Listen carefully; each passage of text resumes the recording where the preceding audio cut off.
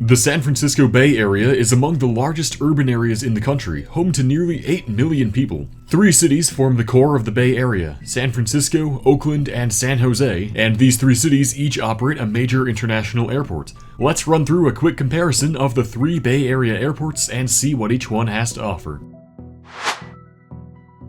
So, San Francisco, Oakland, and San Jose each have their own airport. But where exactly are they? San Francisco International Airport is located outside of San Francisco's city limits, in an unincorporated part of San Mateo County right on the water. However, it's still owned and operated by the city of San Francisco. On the other hand, Oakland and San Jose's airports are both within their city's boundaries. Oakland International Airport is on the bay in the south part of the city, and San Jose International Airport is located farther inland and is pretty close to downtown San Jose. Speaking of San Jose Airport, it's the newest airport of the 3. In 1939, the future site of the airport was selected by the Citizens Airport Commission led by Ernie Renzel Jr., who would go on to become the city's mayor a few years later. World War II delayed the development of San Jose's new airports, and its first paved runway was constructed in 1948. Finally, in 1949, the airport was officially dedicated and received its first commercial flight, a Southwest Airways DC-3 carrying over 2,500 baby chickens. For almost 2 decades, Southwest Airways, later called Pacific Airlines, was the only airline at San Jose, until the 1960s when airlines like United also started flying there. Service continued to expand until the 2000s when economic hardship caused many airlines to cancel flights at SJC, an experience shared by many mid-sized airports. In 2001, Norman Y. Mineta, former mayor of San Jose, congressman, and secretary of transportation, was added to the airport's official name. Oakland and San Francisco airports are effectively the same age, both opening in 1927. However, San Francisco International Airport is older by just a few months.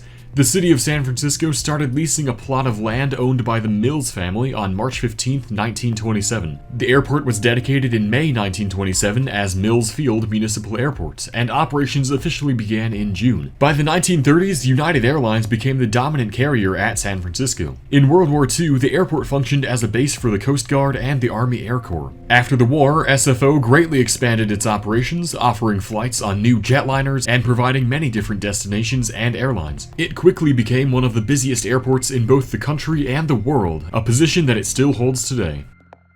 As mentioned, Oakland International Airport also opened in 1927. The city of Oakland had been planning an airport of their own since 1925.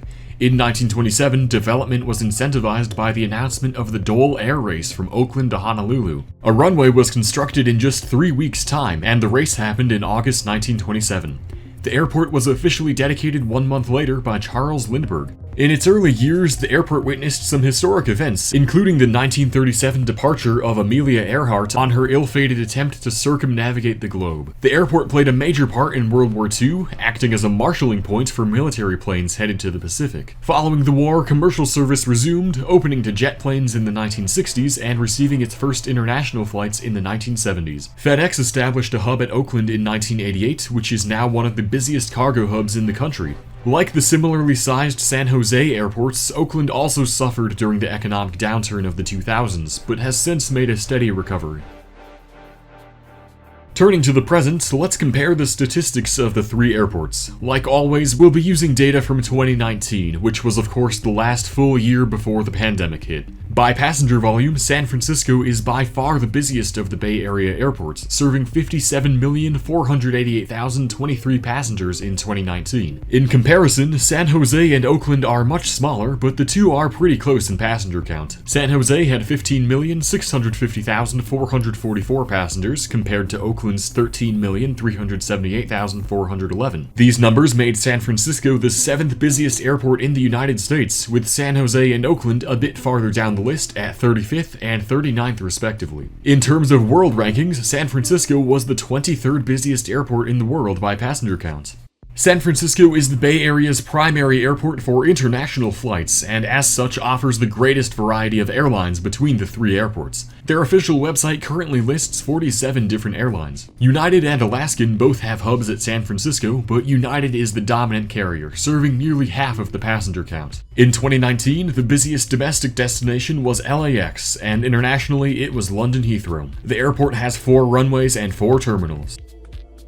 San Jose's website shows 12 different passenger airlines that fly with the airport. Most San Jose passengers fly to and from domestic destinations, and most international destinations are in Canada and Mexico. Southwest made up exactly 50% of the passenger share in 2019. 2019's busiest domestic flight out of San Jose was to LAX, just like SFO, while the most popular international destination was Guadalajara, Mexico. San Jose operates 2 runways and 2 terminals. Finally, Oakland features 11 airlines on its website. This airport is also dominated by domestic flights and only offers year-round international flights to a handful of Mexican cities. Azores Airlines offers a seasonal flight to Tercera Island. As one of Southwest Airlines' operating bases, over 75% of the passenger share at Oakland was handled by Southwest in 2019. That year, the busiest domestic destination was Las Vegas. There are 4 runways and 2 terminals at Oakland. So how do you actually get to these airports in the first place? In terms of public transportation, SFO is very accessible. Bay Area Rapid Transit, or BART, operates the Antioch SFO line, which runs directly to the airport. From the SFO station, the AirTrain People Mover system provides free access to the terminals and other facilities. The Antioch SFO line also carries on to Millbrae during evenings and Sundays, where passengers can connect to the Caltrain commuter rail service. By road, US Highway 101 goes past the airport, and Interstate Spur 380 connects 101 to nearby Interstate 280. Oakland Airport is also served by BART, and it's the last stop on the Coliseum Oakland International Airport line, also called the BART to Oak line. This is a fairly new service which opened in 2014, and it runs to the Coliseum station where passengers can connect to 3 other BART lines. AC Transit, which is Oakland's public transit authority, offers bus routes to the airport. Travelers to Oakland Airport by car can get there via Interstate 880, from which several major streets run to the airport.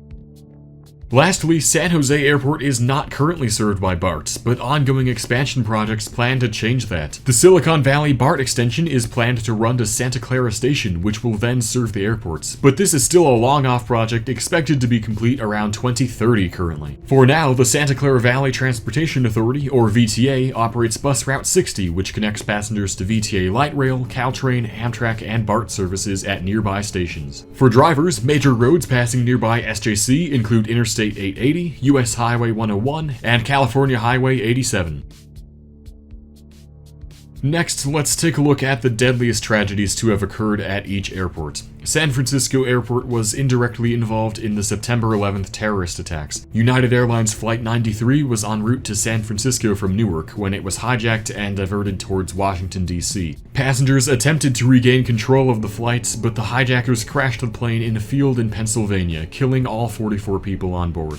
The worst accident involving Oakland Airport was United Airlines Flight 615, a cross-country flight from Boston on August 24, 1951, making its second-to-last stop at Oakland. On its approach to Oakland, the captain failed to follow standard landing procedure, which led the plane off course and caused it to crash into the hills near Union City, about 15 miles southeast of Oakland. All 50 people on board lost their lives. Thankfully, San Jose Airport has not experienced a fatal commercial aviation incident in its history. The deadliest incident was a police helicopter crash, which took place on October 25, 1999. A San Jose Police Department helicopter lost control on its way to SJC and crashed at the intersection of Highway 82 and Newhall Street, narrowly missing bystanders and nearby buildings. Sadly, both the police officer and mechanic on board lost their lives in the crash.